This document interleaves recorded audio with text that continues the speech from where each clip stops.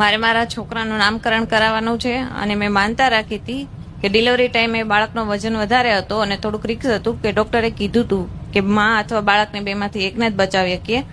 એટલે મેં માનતા રાખી જેટલું એનો વજન હશે ને એનાથી સવાઈ હું તમને પેંડા ધરાવીશ. એટલે ત્યારે 3 કિલો અને 700 ગ્રામ એનો વજન હતો. ત્યારે હું 4 કિલો અને 250 ગ્રામ પેંડા લઈને આવી છું. માં એનું નામકરણ ભાઈ તમારે કરવાનું છે. એ સમયે ડોક્ટરે એવું કીધું કે માં કે બાળક બેમાંથી એક જ બચી શકશે. નોર્મલ ડિલિવરી શક્ય જ નહોતી અને અમારે એવી ઈચ્છા હતી કે સીઝર નથી કરાવવું, પણ છેવટે સીઝર આવ્યું. પણ બાળકને અને મને બેમાંથી એકને કઈ નથી કોઈ થયું. તકલીફ ના થઈ, બંને જીવ બચી ગયા. હા, બંને. અને ત્યાર પહેલા મને એક બેને એવું કીધું હતું કે તને પેલા ખોળે માતાજી દીકરી દેશે અને તારા ઘરવાળા જીવી જશે એમ.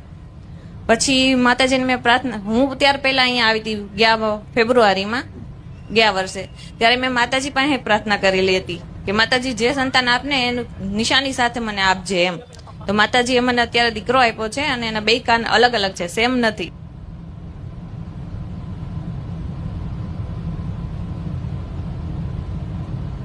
પેલા દીકરીનું કીધું તું કોઈએ? હા, બહુ બધાએ કીધું તું તને દીકરી જ થશે એમ. એવું કહેતા હતા? હા. પછી મારી એવી ઈચ્છા હતી કે જે સંતાન તમે આપો ને, મેં તમારી પાસે માંગ્યું હતું, એટલે જે આપો ને એ નિશાની સાથે આપજો. એટલે મને વિશ્વાસ રહે કે નહીં, મારી માએ આપ્યું છે, ખુખાર મેલડી માએ. ભલે, એનું નામ દેવાંગ રાખો, દેવાંગ. ઓ